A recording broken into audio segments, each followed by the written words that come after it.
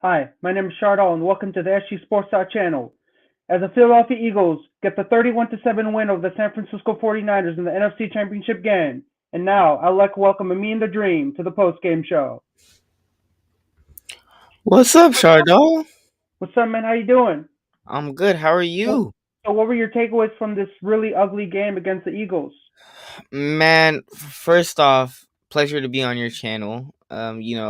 We did this a couple of weeks ago, I think a month ago. I think we did another post game show. But last time we did it, the Niners actually won the game, and this time we're doing it. And the Niners, they took a hard loss against the Philadelphia Eagles. It wasn't a pretty game, and obviously you're one game away from potentially making it to another Super Bowl, and then you fall short yet again, and it hurts. Obviously, as a Niners fan who roots for this team, who watches every single game, it hurts. But I can't really blame the Niners for losing this game. How many teams you could even say with a third string quarterback, Mister Irrelevant, seventh round pick, could make it to the NFC Championship game rather less making it to the playoffs. So to be able to make it that far is still impressive. And then obviously Brock Purdy, he hurt his UCL. He's gonna miss 6 months. He's gonna need surgery on that. So obviously he couldn't throw the football yesterday, and Josh Johnson, he had a concussion, so he couldn't play. So we didn't really have a quarterback, so we didn't have the ability to throw the football because none of our quarterbacks were available. So can't really do much in that situation. Obviously, disappointed, not necessarily in my team, but just disappointed that we weren't able to compete the way that I wanted us to compete. But you know I'm proud of this team either way. I'll continue to root for the Niners. I'll continue to be a Niners fan. I'll continue to support this team. But obviously, it stings a little bit because the Niners weren't able to compete in this game against the Eagles because of the absence of the quarterbacks. I mean, that touchdown by Christian McCaffrey, tied the game up at 7, but after that, Philadelphia scored 3 more touchdowns, so the game wasn't over, man. It was far from being over.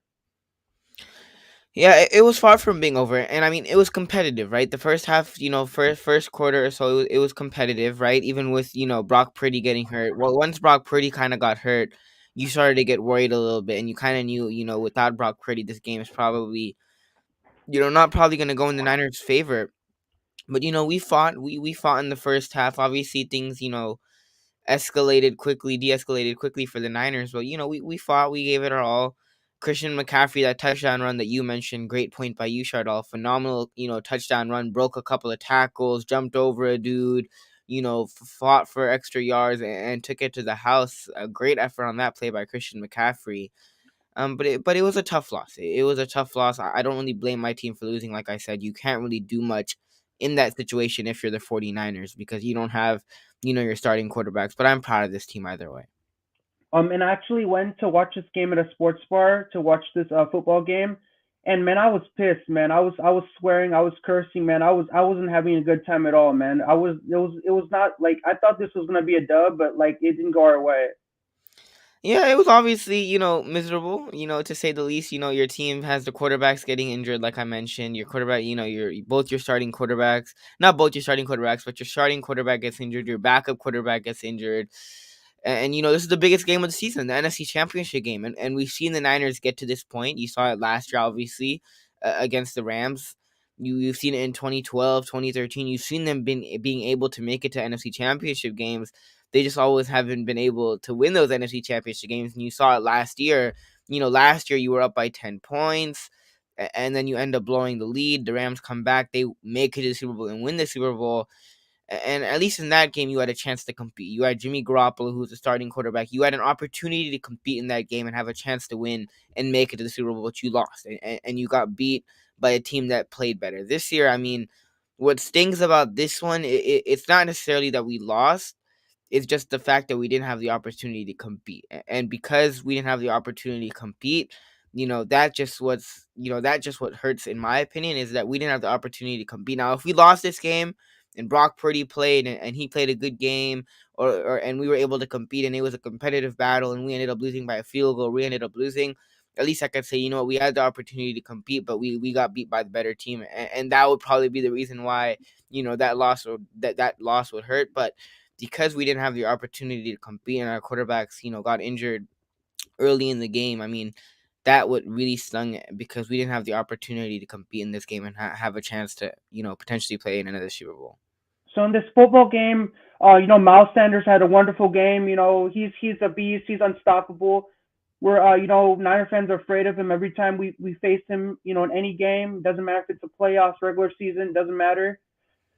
He scored two touchdowns. That's kind of a little scary because he's a monster and he can kill you if you let him go. He can just run all over you. So you don't want to let that guy run all over your throats.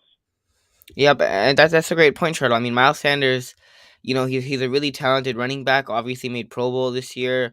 Really underrated guy, and I will say I don't think he should have made Pro Bowl over Christian McCaffrey, who's obviously a former 49. I mean, not a former 49er, but a current 49ers player who we acquired late this season. I don't think he should have made Pro Bowl over Christian McCaffrey, but Miles Sanders, he's a talented young player, really smart, really great runner.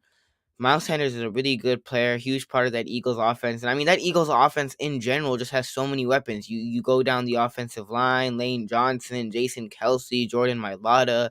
You look at the weapons in Devontae Smith and AJ Brown. Now I will say our defense, our corners, I think played a hell of a game against those two guys. Limited them as much as they could. I think they played a phenomenal game. Diomede Lenore didn't allow any catches, any receptions on him. Diomede Lenore had himself a great game. Charvarius Ward had himself a good game, made a couple of pass breakups.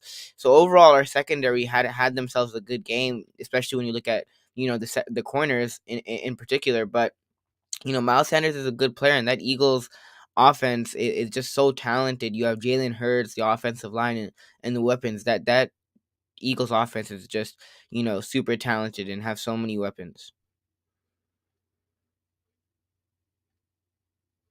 Oh, you're muted, Chardo. So I mean, this was a really, entertaining game. The result didn't show, but do you think that they're in grave danger right now because Jimmy Garoppolo's injured, Trey Lance got injured, now Brock Purdy got injured. Yeah, I mean, it's tough, right? Four quarterbacks getting injured in one season, and then it obviously it's tough. And as Niners fans, we've experienced it in the past. Even in the Kyle Shanahan and John Lynch era, where you look at Jimmy Garoppolo getting hurt in 2018, signs the five year extension, $100 million 5-year $100 million extension, gets hurt the next year. You saw him with the high ankle sprain in 2020. You know, you get Trey Lance, and he gets hurt, breaks his ankle, and then you also get Brock Purdy, who really stepped up for you in the second half. A lot of times when when you're down to your third string quarterback or even your backup, the transition from your starter to your, backup or your third string is really not that smooth. But Kyle Shanahan really, made the transition smoother. And credit to Brock Purdy, because Brock Purdy executed at a high level, got the ball to his playmakers, made accurate decisions, was comfortable, was poised, made one or two big plays per game, didn't turn over the football. So credit to Brock Purdy because he stepped up, when the Niners needed him to step up. But obviously it was unfortunate for him to get hurt in the biggest game of the season. And, looking at the future, I don't think the Niners are in great danger, because I feel like, obviously Brock Purdy, he's not gonna, if he gets surgery, let's say by February or first week of February, he won't be back until training camp, July-ish. So it'll take him a while, but he'll be back for training camp. And then you still have Trey Lance, right? We don't know what Trey Lance is. And I think it's unfair to criticize Trey Lance because you haven't seen what he's been able to do. He hasn't shown you what he can do on the football field due to his limited opportunities. So I think you give Trey Lance opportunities. Obviously he has a chance in training camp to compete against Brock Purdy. And we'll see what happens, right? Every 49ers offseason is definitely eventful, full of drama, full of storylines, full of narratives, full of rumors. And with Brock Purdy getting injured, obviously I feel bad for him. Prayers up to Brock Purdy, but this just adds, more news ideas and more topics into the storyline, where what's going to happen with the quarterback position in the future. Is it going to be Trey Lance? Are they going to keep him? Are they going to trade him? Is Brock Purdy going to be the future? Are we going to sign potentially Tom Brady or Aaron Rodgers? This whole narrative and storylines, more storylines are gonna come out, more rumors and narrative due to this, Brock Purdy injury. Obviously, unfortunate situation for him, but we'll see what happens. It'll definitely be an eventful offseason. So we have a question from Carcast coming to us. Also, respectively, may I ask, why are we putting our backup tight end Tyler Croft against a guy who has 17 and a half sacks and Hassan Reddick, who is right behind Nick Bosa in the sack category for 2023? You know, People were upset about that play, and looking back at it, I was also upset. But one of the only reasons why I possibly could think Shanahan decided to do that in that particular moment was he doesn't trust Michael Glinchey. And you look at Hassan Reddick, who you just mentioned, Karka. Shout out to you. Hope you're doing well. He said, Hassan Reddick is second, in the under Nick Bosa in sacks, and Hassan Reddick has had a dominant season, really been balling out with the Eagles. The Eagles' defensive line as a whole is dominant. You have Jordan Davis, Hassan Reddick, Javon Hargrave. You have Fletcher Cox. You have a lot of talented people on that defensive line. So my only idea of him, putting a tight end on, Hassan Reddick is that he doesn't trust McGlinchey and his ability to, go up against Hassan Reddick and block him on a one-on-one. So that's the only reason why I could think that he did that. But if that's not the reason, then I don't understand why, he put Tyler Croft, a tight end, on Hassan Reddick, who's been dominating this whole season and who was second team All Pro this season. Do you think Kyle Shanahan was responsible for putting up Tyler Croft against Hassan Reddick? I mean, obviously he is responsible because he's the coach. He makes the decisions, and he does whatever he feels like is right for this particular football team in order to win football games. So obviously, people are upset about it.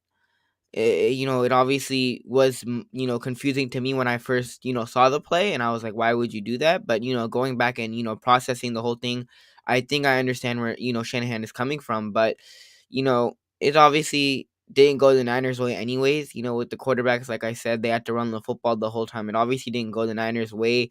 Shanahan really had to change his game plan from what his original game plan was, because his quarterbacks couldn't throw the ball, and one of his quarterbacks was out for the game, out of the game with a concussion. So obviously, a tough situation, and Shanahan is the coach. He has a lot of power on the team, and he has the ability to decide what happens on and off the field. So what were your thoughts when Christian McCaffrey came to the game as the emergency quarterback after Josh Johnson got injured in the Eagles game? I mean, he was, the last string. I mean, you really couldn't do anything else. He was the emergency quarterback. Josh Johnson got hurt. Like I said, unfortunate situation. Brock Purdy also, who got hurt the first drive. So obviously unfortunate. He was the emergency quarterback. You really couldn't do anything at that point. Like I said, it was just an unfortunate situation. I mean, Christian McCaffrey did whatever he could. That touchdown run was great. Christian McCaffrey has been huge for the 49ers, offensively this whole entire year, but it definitely was an unfortunate, situation to, be in the NFC Championship game, one game away from the Super Bowl, and to have, Brock Purdy get injured, your third string and your fourth string quarterback get injured. At least with your fourth string, you have the ability to, throw the football. But now with Josh Johnson got hurt and then Brock Purdy, tore a ligament in his UCL. Both your quarterbacks, one was injured and then your other one couldn't throw the ball at all. So, a tough situation to say the least. And obviously, hurts that we didn't have a chance to go out and compete in this game. I mean, like, what are some things that this team can learn from, kind of moving forward next year? Kind of take all the things and kind of learn and develop. Kind of take all the things they've learned from this year and move that over to next year. I mean, a couple of things that I feel like the Niners can do. Obviously, the salary cap went up, and I think one of the big things that we're going to do this offseason is probably re-sign Nick Bosa. And Nick Bosa is going to get this monster deal coming off, an 18 and a half sack season in the regular season. Probably will end up winning Defensive Player of the Year. Nick Bosa had himself a phenomenal season. I think a big part of this offseason will be able to re-sign him. You have 35 free agents left, guys like Aziz Shair, Jimmy Ward. So you got to get, on that and re-sign a couple of those guys as well. Some of your big time guys, that stepped up late last year, even in the playoffs in this season. So you got to, you have Niners have some free agents that they have to bring back. Another thing, obviously, a lot of people are talking about is the backup quarterback situation, right? Bring in a good backup, maybe a Teddy Bridgewater, maybe an Andy Dalton, maybe maybe a Geno Smith. I doubt they're bringing in Geno Smith. I think he's probably going to re-sign with the Seahawks or somewhere else to probably get an opportunity to be a starting quarterback somewhere. But bring in a backup, bring in a solid backup. A lot of people are saying get rid of Jimmy Garoppolo and keep Brock Purdy. If they don't go out and sign a Tom Brady hypothetically or an Aaron Rodgers, go and bring a serviceable backup. That if you're in a situation like this again, you have a serviceable backup that can come in and play meaningful snaps and that can potentially give you an opportunity to win football games, especially in big time situations. And another thing, if the Niners have cap space or with their draft picks, go get a number two on that defensive line. You look at the Eagles, defensive line. Like I mentioned, Fletcher Cox, Javon Hargrave, Jordan Davis, Hassan Reddick, four talented guys in that defensive line that are future, some are future Hall of Famers, some are gonna be, future Pro Bowlers, all pros. Like, I mean, they have four guys that are, game changers and that are really, really good. Whereas you look at this Niners defensive line, we have a lot of depth at the defensive line position. We have a lot of depth at the defensive line position. You look at, we had DJ Jones last year, but you look at Javon Kinla, you look at Kevin, Givens. We have a lot of depth on this defensive line. Kerry Hyder. We have a lot of depth to this defensive line, but there's not a number two. It's usually just Nick Bosa, and when Nick Bosa dominates and he has these, huge big games, this Niners defensive line, does well and they get after the quarterback. But when Nick Bosa doesn't really, dominate or he doesn't really have as good of games, this defensive line is not really there in some of these games. So try to get a number two besides Bosa, whether that might be in free agency or that might be in the draft. Try to get a number two, on the other side of Bosa that can wreak havoc on both sides. That's some of the things that I would do in the offseason if I were the 49ers. So when they put Christian McCaffrey as an emergency quarterback in the game, it was kind of like a garbage move in my opinion. It's like in basketball when like your team is winning and they're like you're losing, but they just bring somebody in, and then like there's no chance of winning. Like it doesn't matter who you bring in, you're still gonna end up losing. Yeah, I mean, Shanahan was desperate at that point, and I don't think there's really anything else he could have done. At that point, with your starters getting hurt, your starter getting hurt, your backup getting hurt, obviously your quarterback one and quarterback two, obviously were injured, and Jimmy Garoppolo and Trey Lance before the game, they wouldn't have been available. So, not really much you could have done in that situation. Obviously, unfortunate. I wish it wasn't that bad either, Charlotte. I'm with you. I wish it wasn't that bad, and we wouldn't have to rely on Christian McCaffrey to be our quarterback and be our emergency quarterback. But it got to that point, unfortunately, and But it is what it is. but normally in games when your team is down and you bring in somebody who's really good, they can do something magical and get you the win and get you the victory. Unfortunately, that wasn't in this case when McCaffrey came into the game. Yeah, I agree, man. Unfortunately, it wasn't the case, and Christian McCaffrey obviously is it known to play quarterback. He had that one really nice throw. I don't know if you remember that one throw against the Rams where he threw that spiral to Debo Samuel. So that was one Christian McCaffrey throw that was really nice, but unfortunate situation. It got bad, and I don't think there's anything else that the Niners really could have done in that situation. You look at Brock Purdy, who, like I said, got hurt. Josh Johnson, who's your backup, got hurt. He was out for the game with the concussion. And then you look at, Brock Purdy, who couldn't even throw the football. Like, he couldn't throw the football. So all the Niners offense was just running the ball, running the football, play after play after play, because you really couldn't do nothing offensively because Brock Purdy couldn't throw the football. So obviously, a tough situation. And then they had to go and rely on Christian McCaffrey. Maybe he could do something at the quarterback position, but he doesn't even play quarterback. So I mean, like unfortunate situation. I mean, like when you look in football, you never want to rely on another player to come in and save the game for you. It's never anything you want. Yep. I mean, you want it because you want to get the victory so bad, so you're gonna do whatever you have to do to get the victory, even if you have to bring a fifth string quarterback in the game and make some magic happen there. Yep.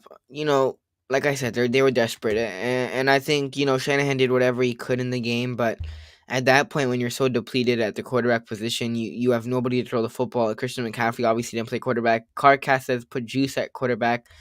I mean, that could have been an option, but you know I don't think Shanahan wanted to do that. I don't think he wanted to put Juice at quarterback, and I think he just wanted to, at that point, I think Shanahan knew, and also we as fans probably knew that the game was over. When Josh Johnson got hurt and Purdy wasn't coming back in the game, at that point, I think a lot of Niners fans knew the game was over, and it sucked, and it hurt, right? It hurt because, like I said, to not have the opportunity to compete, and any even if you are a fan of a sports team, or you play the football, or you play basketball, or you play sports, all you want the opportunity to do is compete. You want the opportunity to go out there, be with your teammates, play, obviously win, have fun with your guys.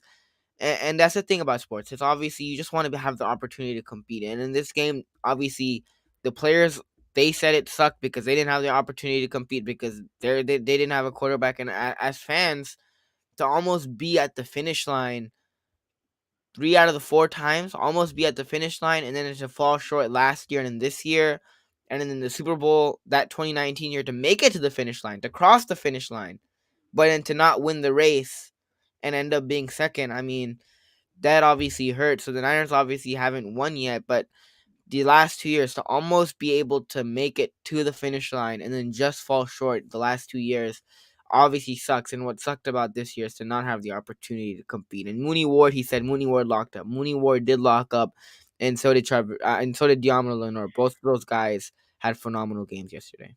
So what were your thoughts on Nick Sirianni? Do you think that that he did a really good job as head coach of the Eagles? Man, he did a phenomenal job.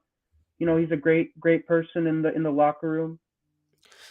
Yeah, Nick Sirianni, I mean, he's in the coach of the year debate. Phenomenal job what he did with the Eagles this year. Best record in the NFL.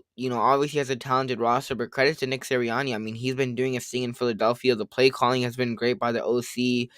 Philadelphia's, second best defense in the league. Philadelphia has been really doing this thing this year. And to be in your second year as a head coach, obviously you have a talented roster. But to be in your second year and to be able to make it to a Super Bowl, that's impressive in its own right. So credit to Nick Sirianni for being able to, make it to a Super Bowl in his second year and to, lead these guys and just do a phenomenal job, coaching, and credit to the players also for executing. So when the game was 28-7, that was over, man. The game was over at that point. There's Yep. no way the Niners are gonna score 4 touchdowns in 2 minutes. That's impossible. Yep, I agree. It was over at it was over at that point. And when you knew Brock Purdy wasn't coming back in the game, and Josh Johnson was out with the concussion, you knew the game was over. And then the fumble, and then they started scoring more points, you knew the game was over.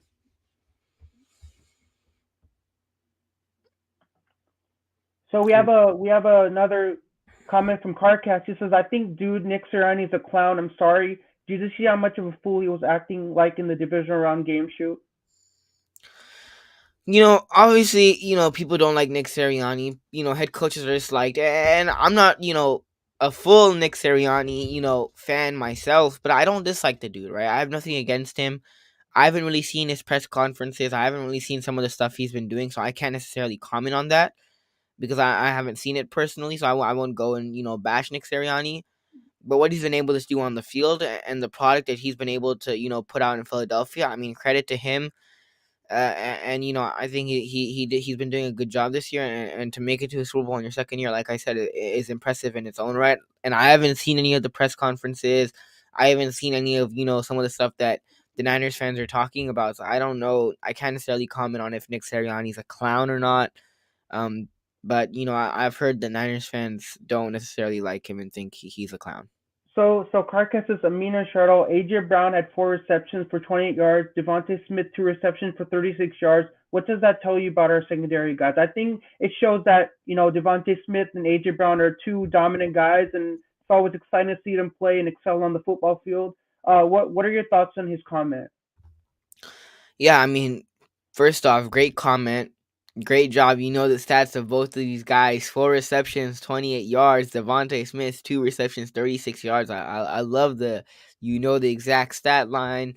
That's great. You know what this tells us about our secondary guys is that our secondary stepped up, and signing Travarius Ford in the offseason was huge for the 49ers because when you look at the past couple of years, being having Jason Verrett as our cornerback one, and then having no cornerback too, and struggling.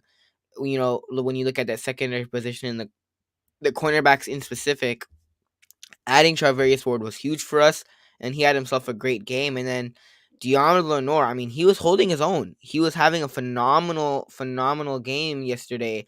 Didn't allow a catch, didn't allow a reception. Deontay Lenore was doing his thing, had an interception against Dak Prescott in the divisional round. Deontay Lenore stepped up. And we were obviously talking about what's going to happen. When's Jason Verrett going to get back? He unfortunately, got hurt. Prayers up to him. Hopefully he's recovering well, but he obviously got hurt. And then Emmanuel Mosley, who was playing phenomenally this year, tore his ACL in Carolina. So you were like, what's going to happen with this cornerback position? It's just Travarius Ward. And then Diamo Lenore, as the weeks went on, he kept stepping up, rising to the occasion. And then come playoff time, Diamo Lenore, really stepped up and shined with the interception. And then what he did yesterday in Philadelphia, Diamo Lenore is a star in the making, and he's been really great for the 49ers so far. So for me, the 49ers will always be my football team. I'll always love and support them as much as I can. Doesn't matter if they win or lose. That thing stays with you forever. What about you? Are you always going to support this team no matter if they, no matter what the outcome is? You're always going to root them on, go to as many games as possible. Yeah, I mean, obviously yesterday's loss hurt. It hurt, but I'll continue to root for this team. At the end of the day, like even before the season started, I would talk with my some of my family members, and I would talk with some of the people in the fan base, and we would have arguments and discussions, and we would have debates about who do you want at quarterback. Jimmy Garoppolo. We think Jimmy G should start. We think Trey Lance should start. We think who Brock Purdy should start. Whoever, right? But at the end of the day, like early on in the season, I had a preference on who I'd want to be our starting quarterback. But when Trey Lance got hurt and Jimmy Garoppolo came in, I continued to root for the 49ers. I wanted Jimmy Garoppolo to do well. I wanted this team to do well because at the end of the day, whether I might have a preference on a quarterback or a certain player, or I have my preferences on what I would like for this team, at the end of the day, I'll continue to be a Niners fan. And I'm a Niners fan first. And I'll continue to root for this team through the ups, through the downs. And that's what's that's when a fan's loyalty gets tested is during the downs, during the the hard moments, during when you lose games like this, when you lose games like last year 20-10, when you're going through those hardships and those downs. That's when your loyalty to your team gets tested. And then during the ups, making it to a Super Bowl, having these 12-game runs, beating the Cowboys 2 back-to-back years in a row in the playoffs, eliminating them, like as a fan, you go through a lot of ups and downs, but I'll continue to root for this team no matter what the outcome is. And I've been rooting for this team, for too long now. I've been rooting for this team since 2015 heavily with Jim Tom Sula, Chip Kelly. So I've seen really bad. I've seen really bad. You see Shanahan come in, and I've seen good also. So I'll continue to root for this team. I'll continue to be a faithful. I'm always loyal to this team. This team always has my support, and I'll continue to root for the 49ers. And like Brian Club said in the chat, I feel bad, but there's always next year. And there's a lot to look forward to going into next season. And there's a lot, of interesting things that'll happen in the offseason. But I will continue to root for this team, and I will always be a Niners fan, no matter, what happens. And through the ups and downs, I'll continue to be a faithful, and I'll continue to root for this team. The San Francisco 49ers are always going to be a very resilient team for me. They got so many bright stars on this team. They got Christian McCaffrey, they got Fred Warren, they got Brandon Ayuk, Nick Bosa. They all step up in their own way. They make the game, entertaining for all the fans who come to Levi's and watch all the games. Yep. But I hope that this was not a way for it to end. I didn't want our season to end this way, but we always got next year. We could always come back and make something happen next year. We always have next year, right? Yep, you're right about that, Shardall. You always have next year, right? And obviously, still I'm like next year, like that's a really long time from now. But you obviously got to stay patient, and there's a lot to look forward to next year. We'll see what they do in the offseason, but let's say the Niners make a couple more moves in the offseason, have a good draft. This team could potentially get over the hump next year and make it to a Super Bowl, and actually cross the finish line and win win first place and win the Super Bowl next year. So there's a lot to look forward to, and there's always next year. Obviously, still disappointed. It'll hurt this week. It'll hurt for me this week. It'll definitely hurt, losing this game. But there's always next year, and there's a lot to look forward to. And there's a good reason to be optim. There's a good, you know, there should be optimism. There should be optimism going into next year because there's a lot of good on this team. To me, this 49ers loss kind of reminds you of getting stabbed in the heart multiple over and over and over and over again because it just really hurts. Yeah, I mean it hurts. It definitely hurts, and that's the thing about being a Niners fan. In the past, let's say 10 years or so, we've had a lot of heartbreaking playoff defeats. We've been on runs. We've had good regular seasons, and then to end up losing some of these games like we've had. Going back to in the Jim Harbaugh days, Richard Sherman when he got the interception over Michael Crabtree, he had the infamous "I'm the best corner in the game. When you try me with a slot receiver like Crabtree, that's the result you're gonna get." You had the Giants and Niners game where I forgot who it was. Who was the kick returner, punt returner? I always forget his name. Ted Ginn wasn't available that game, and he had two fumbles. We ended up losing that game. You have the Ravens Super Bowl where instead of handing off the football, you kept throwing the football, and then Michael Crabtree, Colin Kaepernick, threw a little bit high and out of Michael Crabtree's reach. He couldn't go and get it. And you look at in the Shanahan and Lynch era. I mean, with blowing the lead in the Super Bowl in 2019, you know, losing the NFC Championship game last year, and then losing, again, this year. I mean, it's tough. As Niners fans, we've been through, a lot in the last 10 years. And Brian Clough said Kyle Williams. Thank you, Kyle Williams. Yes, Kyle Williams in the New York Giants game fumbled the football twice. Who, man, Niners fans have been through a lot. I mean, I don't know how many Marvel fans are in the chat, but the Marvel has this TV show called What If, and you could probably make a TV show on a Niners what if, on what if the Niners, what if Michael Crabtree came down with the catch and it wasn't overthrown, not overthrown, but if Michael Crabtree came down with the catch in the Super Bowl, or what if the Niners didn't blow the 10-point lead? What if Jimmy Garoppolo hit Emmanuel Sanders for that deep touchdown and the Niners end up winning a Super Bowl? What if Brock Purdy didn't get hurt and the Niners potentially beat the Eagles? There's a lot of what ifs, in the past 10 years with the 49ers. And obviously, a lot of memories, some good, some bad, but still proud of this team and will continue to root for this team. But man, So so what were your thoughts on the ulnar collateral ligament injury suffered by Brock Purdy, which is going to keep him out of the game for 6 months, which is kind of heartbreaking to see that he's going to be out for that long. He might not ever play in a Niners uniform ever again. It's really hard to say that. prayers up to Brock Purdy, first off. Prayers up to Brock Purdy. You have to feel bad for him, right? And there was people questioning his toughness yesterday, but when you found out what happened today, I mean, how could you really question his toughness? You got to give the kid props. You got to give the kid's prop.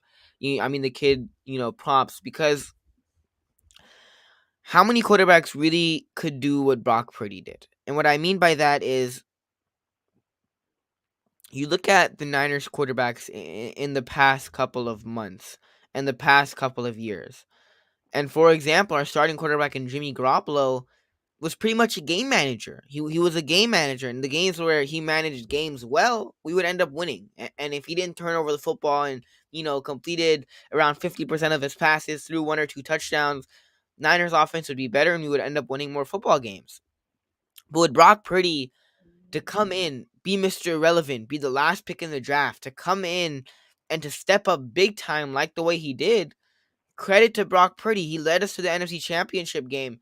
And I could honestly say he led us to the NFC Championship game, because there would be times this year, for example, like the Raiders game, where it wasn't the defense, stepping up and winning the football game. It was Brock Purdy and this offense and Christian McCaffrey stepping up and winning football games for the 49ers. So credit to Brock Purdy, to come in late in the season, to execute the offense at a high level, to gain Kyle Shanahan's trust. And you could see that, you saw that throughout the season, to gain Kyle Shanahan's trust and to step up and make one or two big plays per game and really elevate this offense to another level while he was under center.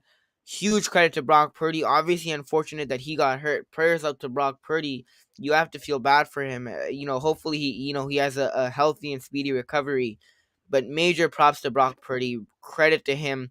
He stepped up, and when the Niners needed, a beacon of hope, he was there. He was that beacon of hope, and he really stepped up and took care of business for the 49ers. The thing I like Brock Purdy a lot because he has so much energy and he really fires up all the players in the huddle. Like when they're going out on the field, he has that energy to him. You know, he tries to motivate all the players to do their best, which is kind of the thing I like about him.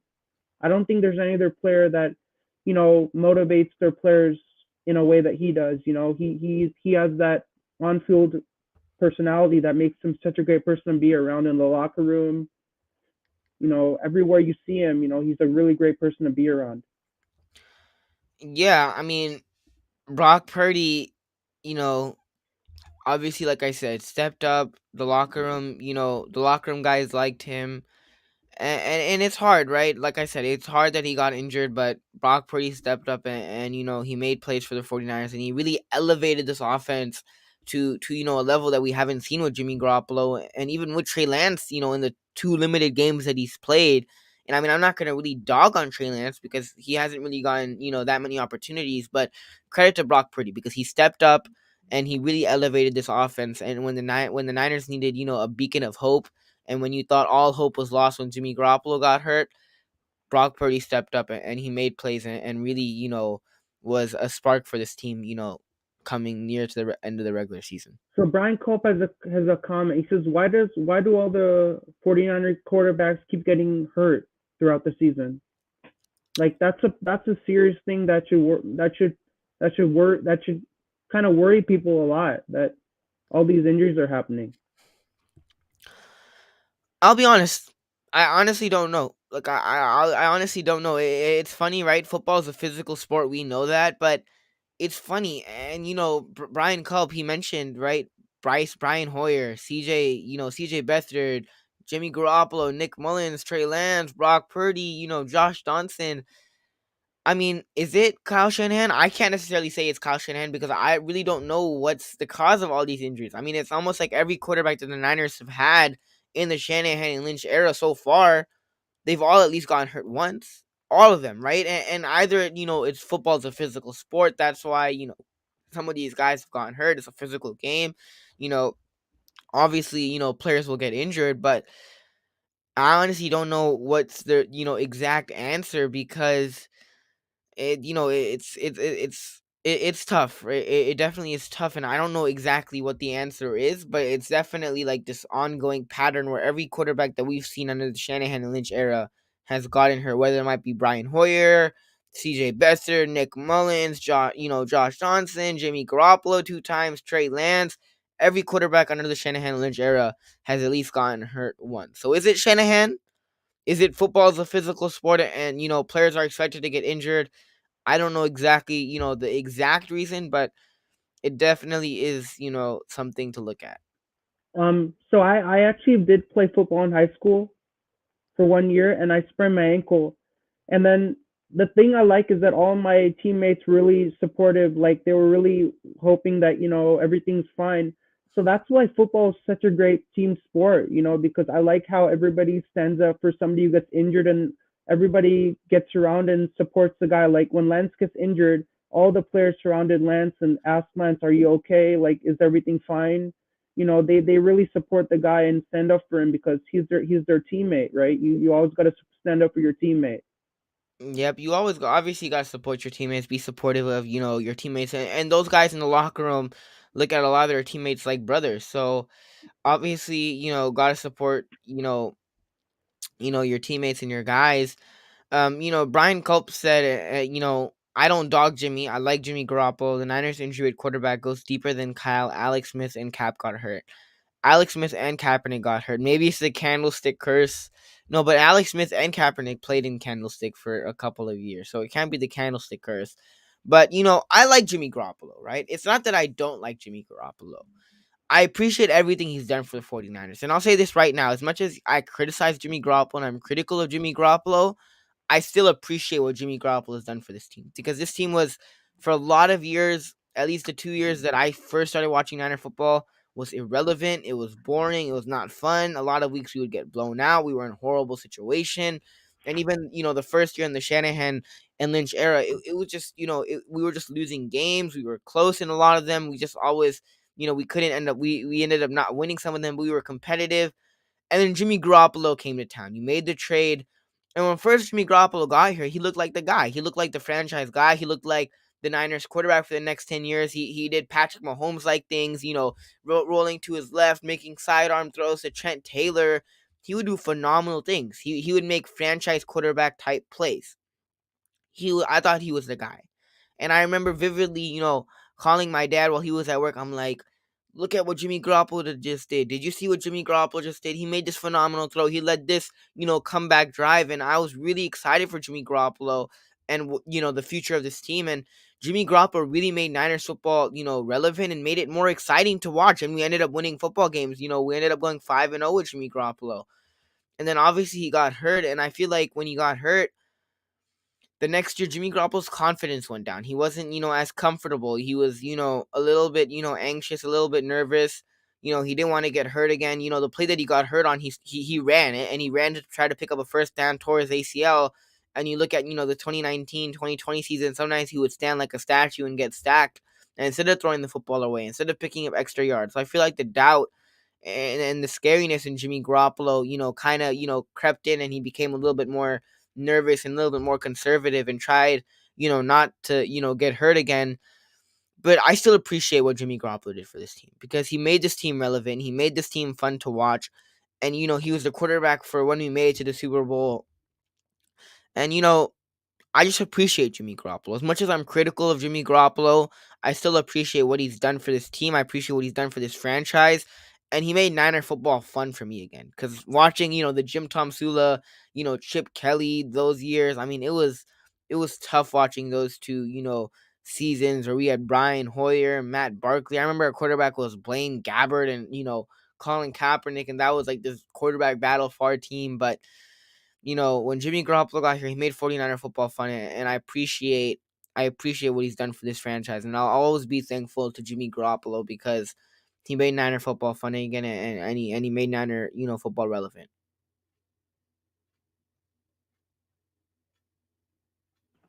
What were some of your favorite moments from 49ers history? Like just any specific moments that you really enjoy? I mean, like I said, obviously I'm still young, so a lot of these people probably in the comments have a lot of more exciting moments and more fun moments to look at it, and probably can go back to games in the 80s and the 90s. But one game in particular that always stood out to me. I'll give you one win and one loss that always stuck out to me.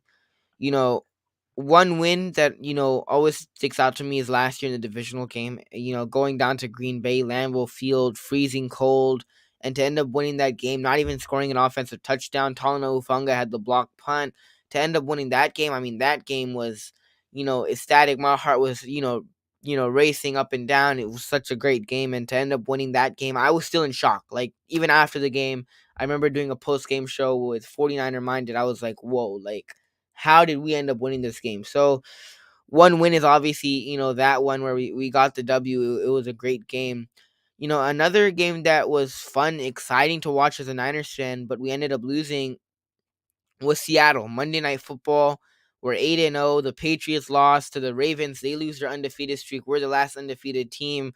We're playing Seattle Monday night. Seattle takes the lead, and then DeForest Buckner has a strip sack fumble, takes it to the house. We're back in the game. The game goes to overtime, and we're about to kick a game-winning field goal. Robbie Gould was injured this game, and he got hurt, and we had our backup, Chase McLaughlin, something like that, and he shanks the kick and misses, and we go into overtime. Seattle gets the ball, goes down and kicks a game-winning field goal, and we end up losing the game, and our undefeated streak was over. But that game also was an up and down game. My heart was racing. We were down, and then the strip sack fumble. We make the stop, we score again. We're about to, go in a position to make a field goal.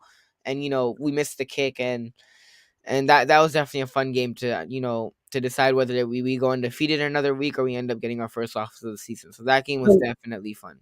so one of my favorite moments from 49er history was the catch, which was the game-winning reception from I believe it was Joe Montana to Dwight Clark in the 1981 NFC Championship game. I think that was the most exciting moment because it was really great to see all the Cowboys fans really stunned on the field because they knew that the Niners were going to be moving on to the Super Bowl and all that commotion was going to start happening, and it was kind of a really exciting moment for the team. Kind of the morale was boosted for the whole organization. Yeah, I mean, the I catch mean, is an iconic moment in history. I obviously wasn't alive for that game, but an iconic catch, an and iconic game, an iconic moment in not only 49ers history, but in NFL history, regarded as one of the best plays in NFL history. So the catch is definitely a good one, Shardall. and and it'll be really interesting if they if they recreate the catch maybe in an upcoming Niner game. Maybe they can recreate the catch. Maybe uh it could be kind of interesting. Maybe like maybe like Jimmy Garoppolo to I don't know to Nick Bosa. Like you could recreate the catch in an upcoming game. Like the Niners fans could like recreate in 20 in like the current year. Maybe we shall see if they do that. We shall see.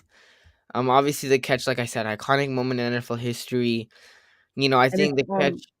and the really interesting thing about the catch is that if you go to the Levi Stadium, there's a museum inside Levi Stadium. They have a statue of Dwight Clark jumping up in the air and catching the ball. And that always and whenever I go there out, that brings a lot of memories to me looking at that statue of Dwight Clark elevating up in the air and catching that ball with his hands. Really brings a lot of memories to me. I was at whenever I go there, I was asking my parents to take a photo right next to that statue just to so much memories that statue brings to me, as a Niner fan who's been watching Niner football for this whole year. Yep, catch is one of the greatest plays ever. Yeah. And and um and maybe the really cool thing is maybe I could recreate with my friends. Maybe I could have my friend wear a number 16 jersey and I could wear an 8 jersey and he could pass it to me and see we can us two can recreate that moment.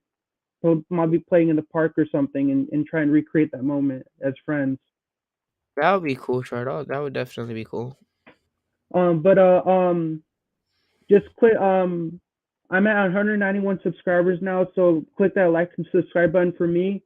I'm 9 subscribers away from 200 subscribers, so make sure that happens for me because I'm trying to start to get monetized for my channel and start getting super chats and everything like that. And guys, subscribe to Me and the Dreams channel as well. Give him some love as well, man. He makes a lot of great content as well, so give him love as well. Because Yep. we're two 49er content creators. We're putting all this content for you guys.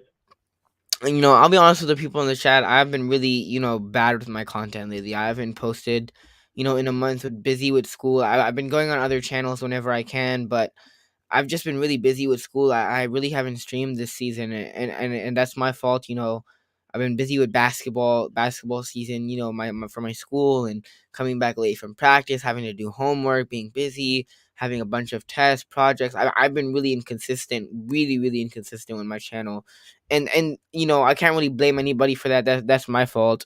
I got to get back up on my channel, soon and try to post more content, as soon as I can. But I've just been really inconsistent, but I'm trying. I'm still, a high school student, so I've been busy, but I'll eventually try to get back on that. And it was a pleasure coming on with you, Shardal. I always have fun talking, Niner football with you and talking football with you. It's definitely, a pleasure talking football with you. And keep doing what you're doing, Shardal. The more you do this, the more subscribers you'll get, the more you'll grow, the more people will watch you. Just keep doing what you're doing, and I think it's cool what you're doing, Shardal. And it was a pleasure and honor to come on with you today.